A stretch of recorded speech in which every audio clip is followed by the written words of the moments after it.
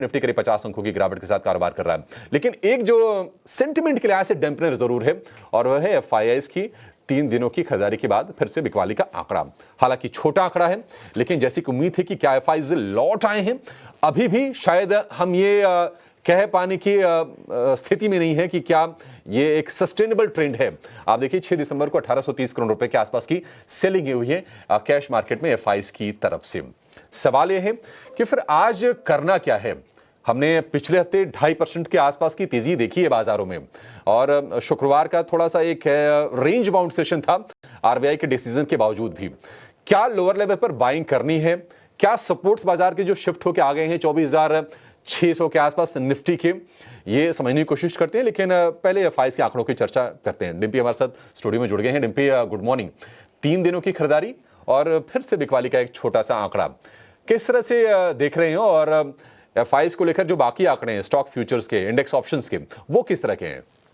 देखिए, मैं इसको इस तरह से देख रहा हूँ कि जैसे मार्केट के अंदर एक पुल बैक का फोर्स बना, सारे लेवल्स इकट्ठे आए, तो ये उसमें से एक लेवल था। लेकिन इसकी भी एक मर्यादा है। आप एक रेंज के बाद ही आप यहाँ पे भी फ्यूज़ होता हुआ देखेंगे, कोई भी चीज़ ख़त्म होती हुई देखेंगे। ये भी कुछ वैसा ही है, 1830 करोड़ रुपए का आंकड़ा। खैर, मैं इसमें ज़्यादा कुछ खास रीड नहीं कर पा रहा हूँ क्योंकि एफआईआईज के नंबर्स में मेरे को कोई मेजर चेंजेस नहीं दिखा। और अगर आप मेरे से फ्रैंकली पूछेंगे ना, तो मेरे को इस सैटरडे संडे जब मैं पूरा पढ़ रहा था इन सब मार्केट्स के बारे में और थोड़े बहुत डाटा और भी हमने कलेक्ट किया है, काफ़ी इंटरेस्टिंग चीज़ें हैं जो भविष्य में भी हम आगे आपके सामने रखेंगे। बट उसके लिए हमको थोड़े ग्राफिक्स वगैरह बनवाने पड़ेंगे, उस पर भी काम चल रहा है। वो होगा तो फिर आपको ना और एक लेयर मार्केट्स की और क्लियर करेंगे कि ये भी आप रोज़ नोटिस करेंगे ना, तो आपको काफ़ी हेल्प मिलेगी। उसमें स्टॉक स्पेसिफिक काफ़ी डाटा है इंडेक्स के अलावा भी। मैं जो एफआईआईज के नंबर की अभी मैं बात कर रहा था, उसमें कुछ ज़्यादा इसलिए रीड करने के लिए नहीं है क्योंकि उसमें एफआईआईज की होल्डिंग में एक तो कुछ ज़्यादा खास चेंजेस नहीं है, वो 44% है। और अगर आप इंडेक्स ऑप्शंस का भी नंबर देख पा रहे हैं, वो सिर्फ 2700 करोड़ प्लस का है। कैश में माइनस और ऑप्शंस में अगर प्लस का नंबर आ जाए तो मार्केट साइडवेज हो जाता है, थोड़ा बहुत नेगेटिव भी रहता है क्योंकि कैश का नंबर इसमें थोड़ा बड़ा भी आया, 1800 प्लस करोड़ माइनस करोड़ का है। तो आपको गिफ्ट निफ्टी में ऑटोमेटिकली आ गया, वो 51 पॉइंट है। लेकिन गिफ्ट निफ्टी का अभी आप जो नंबर देख पा रहे हैं ना, 742 दिख रहा होगा और हम बंद हुए हैं 677 पे। ये फ्यूचर्स है जो हम दिख रहा है सामने स्क्रीन पे दिखा रहे हैं, वो स्पॉट है। तो ये तो हो गया डिफरेंस, यानी कि जो ऊपर आपको गिफ्ट निफ्टी पे दिख गया, ठीक। लेकिन मार्केट के पास अगर आप फ्यूचर्स देख रहे हो, ऊपर वाला या नीचे वाला जहाँ पे निफ्टी 50 100 लिखा है, 650 लिखा है, 677 लिखा है, चाहे ये देखें, तो मेरे को लगता नहीं कि मार्केट के अंदर कोई मेजर रेंज ब्रेकआउट या रेंज का ब्रेकडाउन अभी दिख रहा है। मैं आपको बहुत साफ साफ बता रहा हूँ। उसके लिए आपको नंबर चाहिए, नंबर एब्सेंट है, वो फ्यूचर्स के भी एब्सेंट है, वो ऑप्शंस के भी एब्सेंट है, वो काफ़ी हद तक मैं बोलूँगा कैश के भी एब्सेंट है, और वो आपको डाटा में भी एब्सेंट दिखेगा। सिर्फ एफआईआईज की बात नहीं है, नॉन एफआईआईज नंबर जिसको हम डीआईज कहते हैं या रिटेल के नंबर्स चेक करेंगे, वो भी बिल्कुल ठंडे पड़े हैं। 58% पे रिटेल की होल्डिंग है विद नो चेंजेस, 48% पे डीआईज की होल्डिंग है विद नो चेंजेस, एफआईआईज की होल्डिंग 44 है। ये एक्चुअली 43 से 44 हुई है, बट मैं इसको 1% का कोई खास मतलब नहीं समझता, इसलिए 44 आप समझ लीजिए कि बिना किसी बदलाव के हुआ है। तो ना तो ऑप्शंस का डाटा बढ़ा, ना तो एफआईआईज की होल्डिंग बढ़ी, ना ही कैश के अंदर कोई ऐसी कोई बैक टू बैक वाला मामला चल रहा है, बहुत प्रॉब्लम आ रही, ऐसा भी नहीं है। अगर आप इसको भी देखेंगे ना, तो एक और चीज़ में चलो इसके साथ ही जोड़ देता हूँ। अगर आप एडवांस डिक्लाइन की रेशियो देखेंगे तो वो बेहतर थी। 1 मिनट के लिए दिखा सकते हैं एडवांस डिक्लाइन की रेशियो, वो बेहतर थी। और अगर आप वो भी चेक कर रहे हैं, विक्स भी चेक कर रहे हैं, तो वो भी उस दिन गिरा ही है 2% के आसपास का। तो एफआईआईज के नंबर के साथ में उसकी जो 2 और शाखाएं हैं कि मार्केट का एडवांस डिक्लाइन कैसे रहता है, ये भी 0-0 इसलिए दिख रहा है। वैसे मैं आपको बता देता हूँ, 85 लॉन्ग बना था, 61 शॉर्ट बना था, तो ज़्यादा शेयर बढ़ने वाले थे। और दूसरी जो शाखा होती है वो विक्स होती है, अगर आप वो भी देखेंगे तो वो भी घटा है 2% के आसपास। तो कहने का लबोलब आप सारी बात कर रही है कि कुछ खास रीड करने के लिए नहीं है। मेरे को ऐसा लगता है कि अगले से 1 से 2 दिन मार्केट पूरी तरह से साइडवेज होगा। खोएगा इसलिए नहीं क्योंकि बहुत मेहनत करके पाया है, और चलेगा इसलिए नहीं क्योंकि फोर्स एब्सेंट है, जिसको हम फॉलो बाइंग कहते हैं, वो इस समय थोड़ी एब्सेंट है।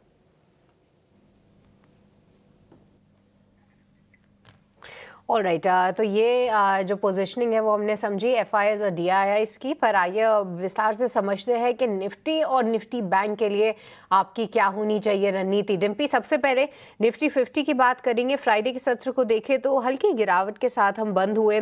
गिफ्ट निफ्टी भी अभी कमजोर शुरुआत के संकेत दे रहा है। कहीं ना कहीं एक अच्छी तेजी के बाद डिम्पी, क्या अभी वेट एंड वॉच की रणनीति अपनाएं निफ्टी 50 में, या फिर बाय ऑन डिप्स की रणनीति अपनाना बेहतर रहेगा? मेरे से अगर आप पूछेंगे तो अभी कुछ नहीं करना चाहिए। ना तो बाइंग ऑन डिप्स के लिए अभी एकदम से उतावला होना चाहिए और ना ही एकदम से सेल ऑन राइज के लिए उतावला होना चाहिए। बाज़ार को एक जगह पर आ जाने दो। मैं प्रोड्यूसर साहब से रिक्वेस्ट करूंगा, जो एक हमने वो चार्ट बनाया था जिसमें बरमूडा ट्रायंगल बना हुआ था, उसके बाद का ब्रेकआउट है, एक बार अगर आप वो लेके आ पाएँ तो एक बार ज़रा दिखाना। नहीं तो हम अपने एंड पे ही जब तक और डाटा आपको बता देते हैं जब तक वो चार्ट प्लेस होकर आपके पास आता है।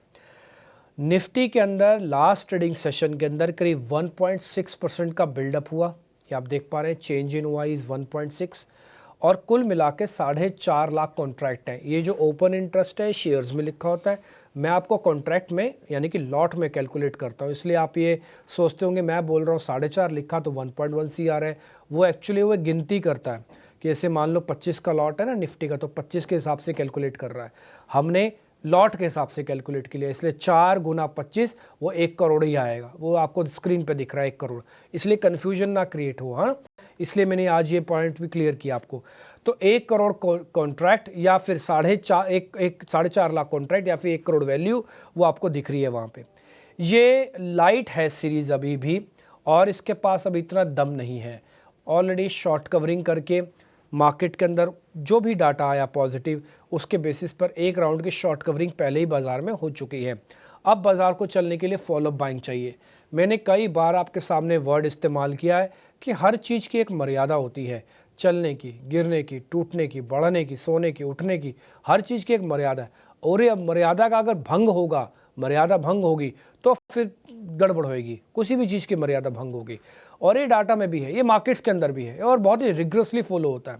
तो मर्यादा ये कहती थी कि जब आप नई सीरीज में आए और शॉर्ट्स कवरिंग का प्रेशर बनाना था, आपने अच्छे से बनाया। भाव चलाने थे, आपने भाव चलाए। आपने ना केवल 24,000 पार किया, 24,200, 400, 600 तक लेके आए।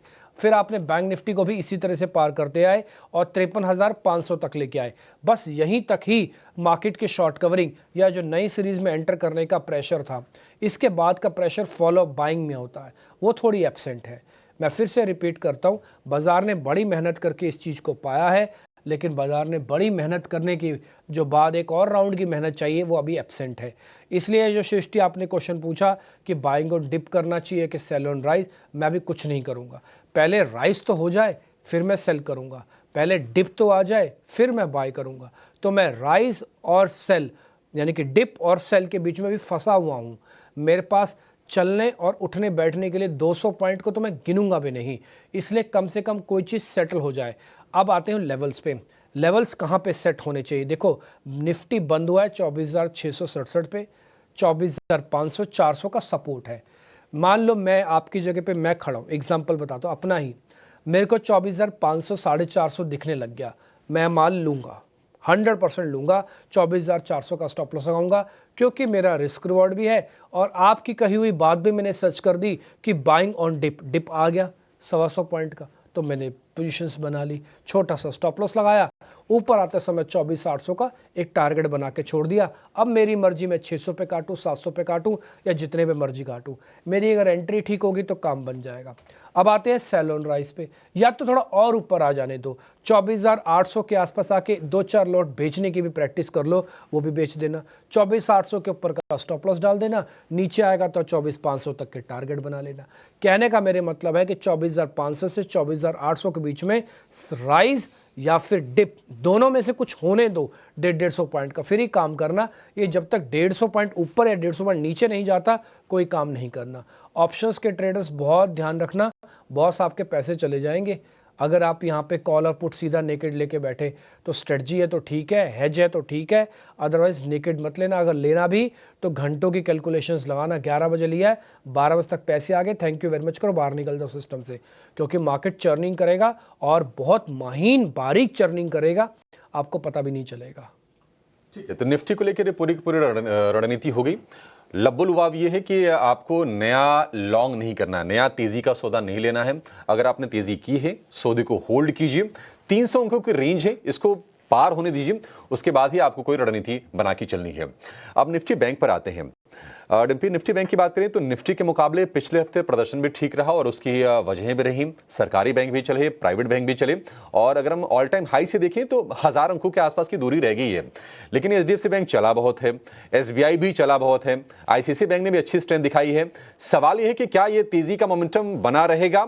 सीआरआर वाली जो चीज है क्या वो पुश देती रहेगी, या फिर बैंक निफ्टी में भी थोड़ा सा सतर्क रहना है? यहां पर भी कोई लेवल है जो आप वॉच आउट करने की सलाह देंगे?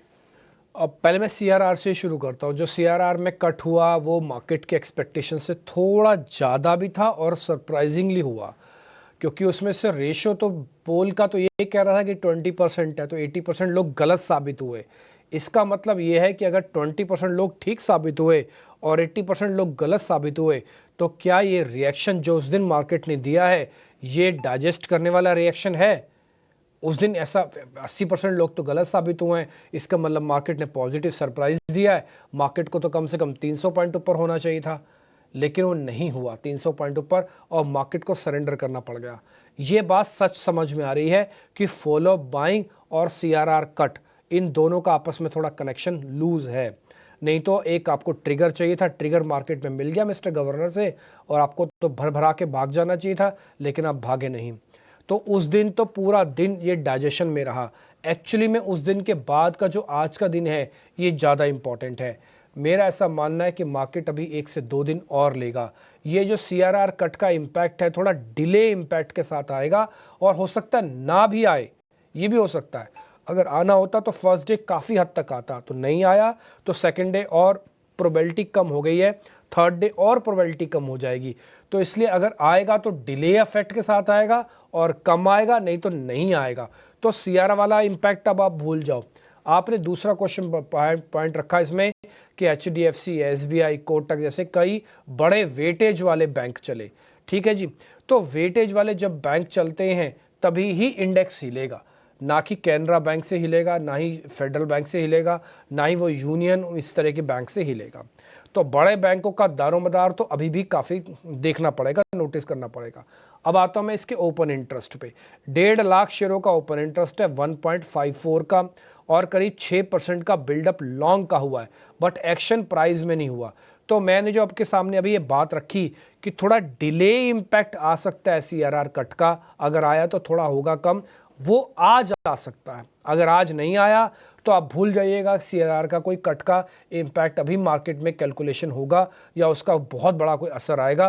वो सिस्टम एब्जॉर्ब कर लेगा। बैंकिंग की अपनी प्रॉब्लम थी, सरकार ने बैंक्स की प्रॉब्लम और अपनी जीडीपी प्रॉब्लम्स को हैंडल किया, ना कि आपकी प्रॉब्लम्स को। आपकी प्रॉब्लम्स तो कम ब्याज दरें चाहिए थी, वो तो ना मिस्टर गवर्नर ने कम की, ना तो एफएम ने कम की। तो आप तो जहां खड़े हो आप वहीं खड़े हो। उन्होंने तो सिस्टम की प्रॉब्लम्स को सॉल्व किया, दोनों लोगों ने, एफएम ने भी और मिस्टर गवर्नर ने भी। तो फिलहाल आपको भी रुकना पड़ेगा। दूसरा पॉइंट लेवल्स के हिसाब से 53,700 पे हो, 53,800 से 54,000 की रेंज एक रेजिस्टेंस रेंज है, पार होने पर ही बड़ा मूव आएगा। फिलहाल किसी भी डिप की, किसी भी राइज की वेट करो आप। डिप कहाँ तक चाहिए आपको? डिप आपको मिले 53,500 तक, 53,400 तक, 53,300 तक। 300 तक भी मिल जाए तो बहुत अच्छी कंडीशन में होंगे। तब 53,200, 300 की रेंज का एक स्टॉप लॉस लगाना और फिर पुल बैक के लिए वापस प्ले करना। इस जगह पे खड़े होकर आपका रिस्क रिवॉर्ड 1:1 का है। ये दोनों के लिए है, निफ्टी वालों के लिए भी और बैंक निफ्टी वालों के लिए। आपको समझ में आता तो आप यहीं लो, नहीं लेना तो भले आप मत लो आप। ठीक है, एक मैं आपको बरमूडा ट्रायंगल वाला जो चार्ट आपको दिखाना था वो मेरे से पीछे स्किप हो गया, मैं जरा वो दिखाता हूँ। उससे आपको साफ पता लग जाएगा कि फॉलो बाइंग की कितनी रिक्वायरमेंट होती है। आप ये देखो, जिस दिन से हमने पार किया है उसके बाद से एक सिंगल कैंडल है, इसको हम स्पिन कैंडल कहते हैं, वो कैंडल आपको बढ़ते हुए चरम में नहीं दिख रही है। उसके बाद का जो फॉलोअप बाइंग है वो एब्सेंट हो गया है। तो जब तक वो बढ़ेगा नहीं, खराब नहीं हुआ है, ध्यान रखना आप, हाँ हरी लाइन के नीचे जाने पर ही आप खराब हो गए, खराब नहीं हुए हो, बट फॉलोअप बाइंग की थोड़ी एब्सर्डिज्म है, वो मिल जाए तो अच्छी बात है, नहीं तो इस लाइन तक आने का वेट करो। ये लाइन वही है 24,500 की, ये लाइन वही है 53,300 की, जो भी मैं आपके सामने बात बता रहा हूँ। अब इसको हटा दो आप, तो आपको थोड़ा वेट करना है। दोनों लेवल्स मैंने बता दिए, छोटा मोटा डिप आने दो तभी मजा आएगा, प्लस करने में रिस्क रिवॉर्ड ठीक होगा, नहीं तो यहाँ पे 1:1 का है। आप अपने वित्तीय सलाहकारों से भी पूछना चाहें, बिल्कुल पूछ सकते हैं। Put call ratio fair value पे है, ना तो निफ्टी सस्ता है, ना ही निफ्टी महंगा है, ना ही बैंक निफ्टी सस्ता है, ना ही बैंक निफ्टी महंगा है। 4 शेयर F&O बैन में है, आपकी स्क्रीन पर आ जाएंगे, नोटिस कर लीजिएगा। सबसे इंपॉर्टेंट PVR INX है, वो देख के बड़ा अजीब भी लग रहा है कि वो शेयर बैन में चला गया, जबकि लोगों को तो पुष्पा 2 का बेनिफिट लेना था। और पुष्पा 2 का मेरे को अभी हमारे डायरेक्टर साहब ने बताया कि 1,000 करोड़ तक की वैल्यू आ रही है। तो मतलब ब्लॉकबस्टर तो थी, इसमें कोई दो राय नहीं, बट जिस तरह की फैन फॉलोइंग, जिस तरह की तस्वीरें हमने पुष्पा 2 की देखी इस वीकेंड पे, देख के ऐसा लग रहा है कि शायद सदियों बाद कोई ऐसी मूवी देखने को मिल रही है जिसके आते ही एकदम से जोर तोड़ फोड़ मच गया। और ये स्क्रीन पे आप वो कुछ तस्वीरें भी उनकी देख पा रहे हैं। और मैं ये सोच रहा था कि आज PVR INX पे बार बार पूछूंगा, लेकिन PVRX तो बैन में चला गया। तो थोड़ा ध्यान रखिएगा, अगर जो भी लोग इस पुष्पा 2 को सिनेमा के हिसाब से कनेक्ट कर रहे हैं तो उनकी नज़र आज PVR पे ज़रूर जाएगी, इसलिए PVR F&O बैन में है, थोड़ी कैलकुलेशन कीजिएगा।